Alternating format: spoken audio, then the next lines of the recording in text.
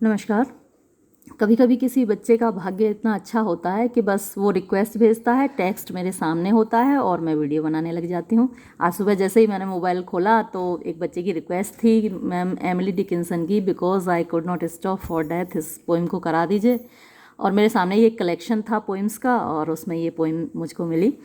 तो चलिए देखते हैं। ये बड़ी खूबसूरत सी पोएम है, छोटी सी पोएम है। एमिली डिकिंसन की पोएम्स आपने देखी होंगी, छोटी छोटी पोएम्स और बड़ी मीनिंगफुल होती हैं, जैसे उसके खुद के दिल से निकली हैं। हालांकि सारी पोएम्स ऐसी ही होती हैं, पोइट के दिल से निकली होती हैं, लेकिन एमिली डिकिंसन की पोएम्स में एक सिंप्लिसिटी है। जैसे लड़कियाँ आपने देखी होंगी, लड़कियां क्या लड़के सभी पोइट बन जाते हैं एडोलसेंस में। फीलिंग्स का एक ज्वार होता है, एक बुखार आया होता है, इतनी सारी भावनाएं दिल में भरी होती हैं और उनका वो भावनाएं अपना एक्सप्रेशन चाहती हैं, अपनी अभिव्यक्ति चाहती हैं।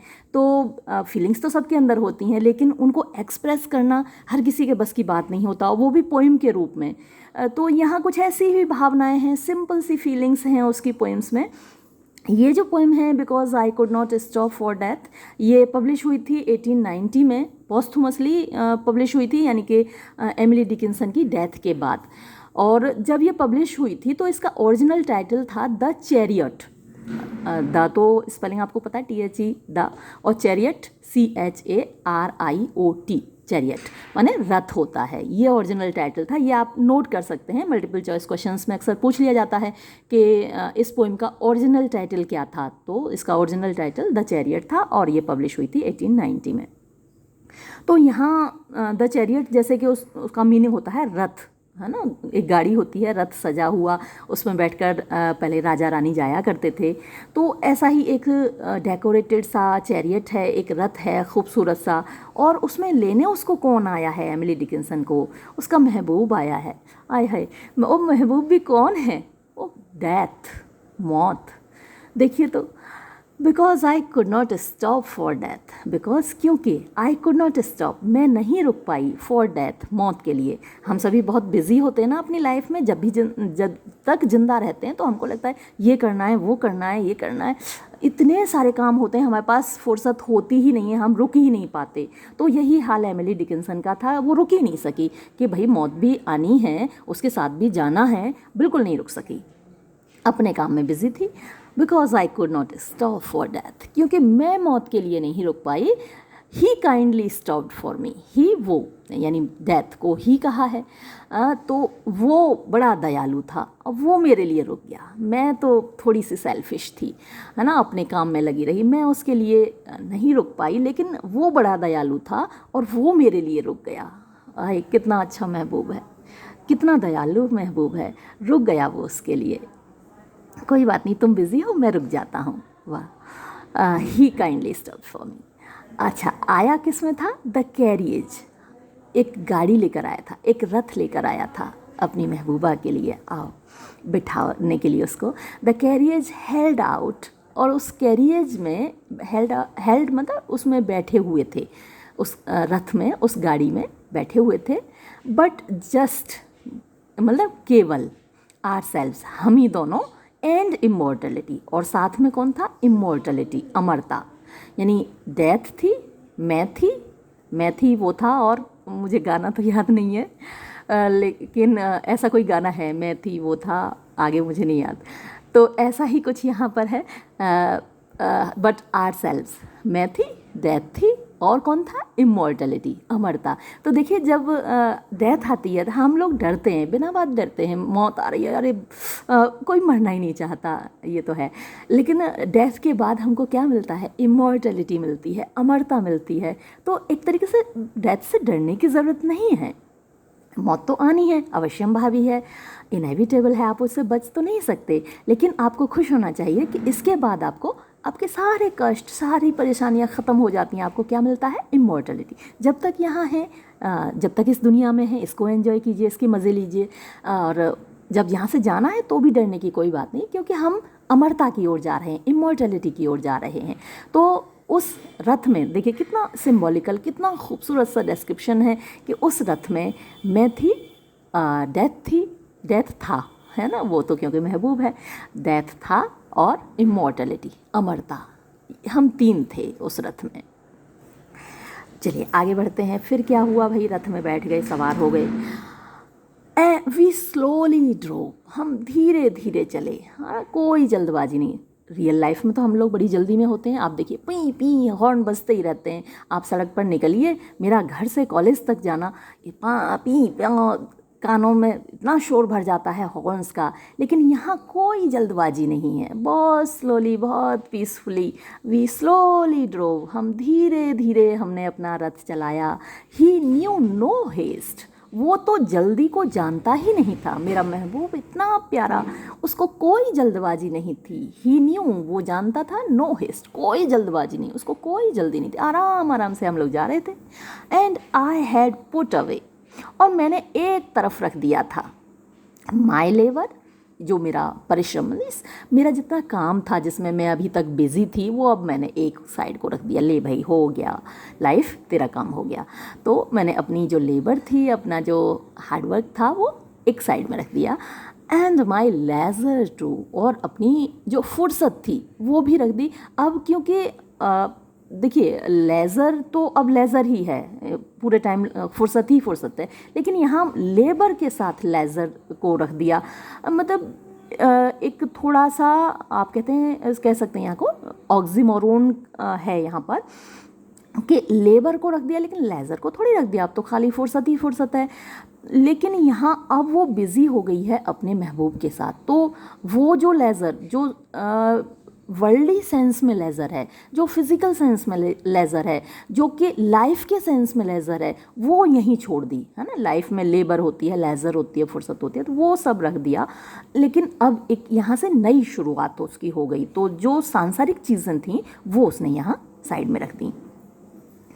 फॉर हिज सिविलिटी, और ये सब कुछ किसके लिए रख दिया?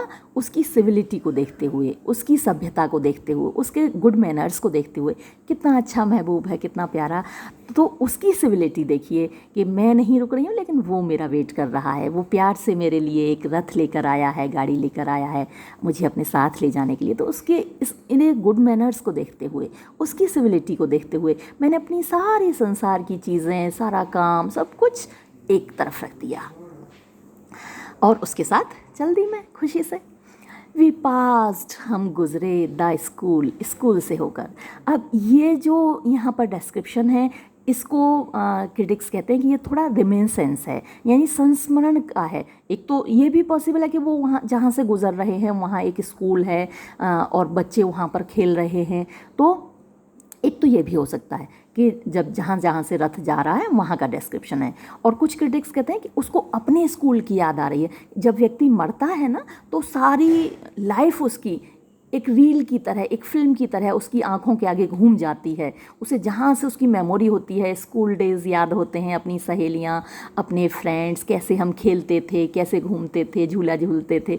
तो वो सारी बचपन की मेमोरीज़ एकदम से घूम जाती हैं आँखों के सामने। तो दोनों ही चीज़ें पॉसिबल हैं यहाँ पर, कि ये रिमेंसेंस है यानी उसकी संस्मरण है, उसकी बचपन की यादें हैं जो या पूरे लाइफ की जो यादें हैं वो उसकी आँखों के सामने घूम रही हैं, या फिर ये जो रथ गुज़र रहा है, उसकी मौत का कारवां जो गुज़र रहा है, वो एक स्कूल से होकर गुज़र रहा है, स्कूल के पास से होकर गुज़र रहा है और वहाँ उसको ये दृश्य दिखाई दे रहा है। तो आप दोनों तरीके से एक्सप्लेनेशन कर सकते हैं। वी पास्ट, हम गुजरे, द स्कूल, स्कूल से। वेयर, जहाँ पर चिल्ड्रन, बच्चे, स्ट्रोव, स्ट्राइव का मतलब तो होता है कोशिश करना, स्ट्रोव उसकी सेकंड फॉर्म है, स्ट्राइव, स्ट्रोव, स्ट्रिवन। लेकिन यहाँ पर स्ट्रोव का मतलब आप कह सकते हैं बच्चे खेल रहे थे, एंजॉय कर रहे थे।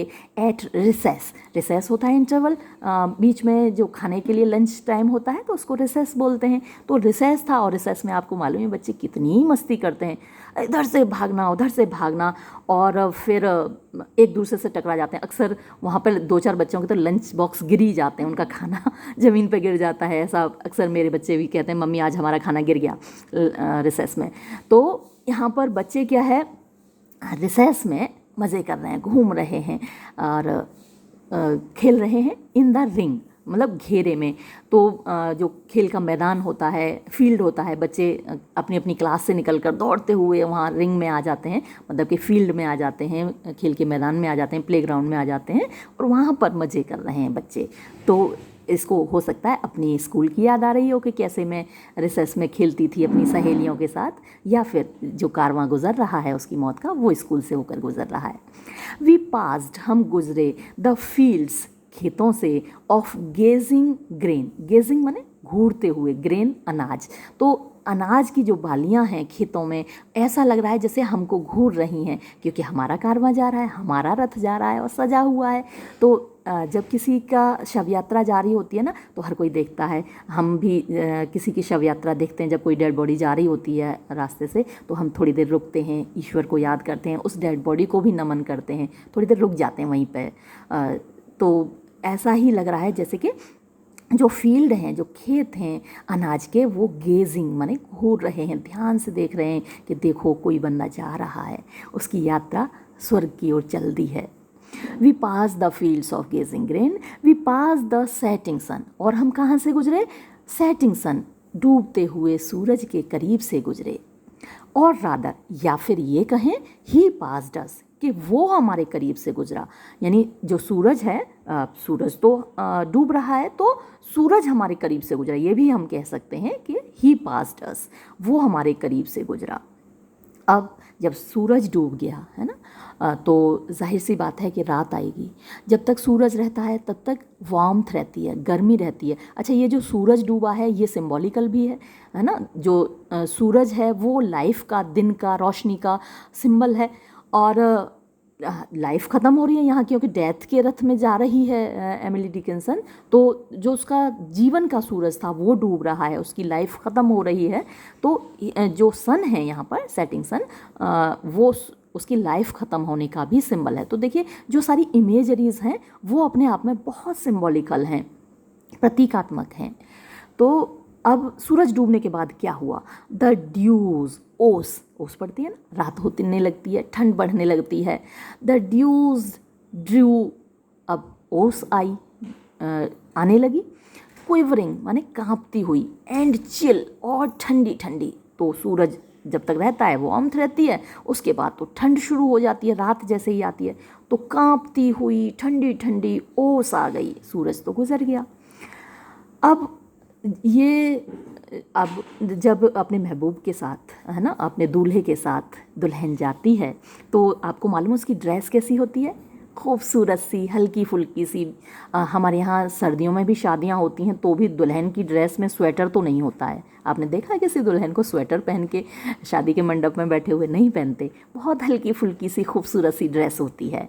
अब यही हाल उसका है, मैं अपने दूल्हे के साथ जा रही है तो ड्रेस ओबियसली हल्की फुल्की सी खूबसूरत सी होगी।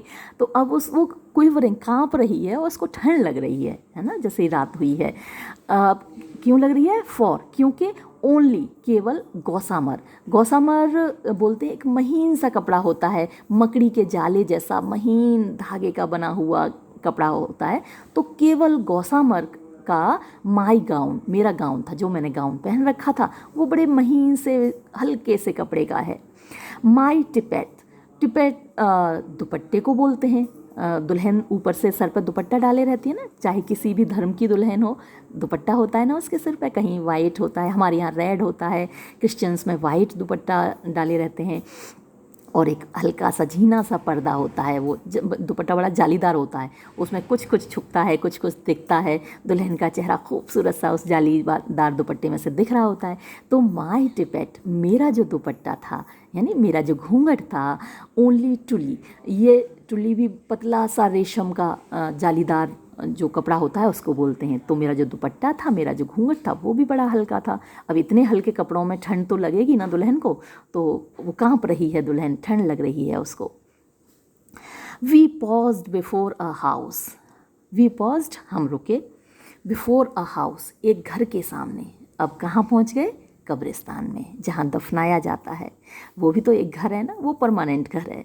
हम लाइफ में तो घर बदलते रहते हैं, ये वाला घर पसंद नहीं, दूसरा ख़रीद लिया, या रेंट पे रह रहे हैं तो ये मकान मालिक से नहीं पट रही है, दूसरा मकान ढूंढ लिया।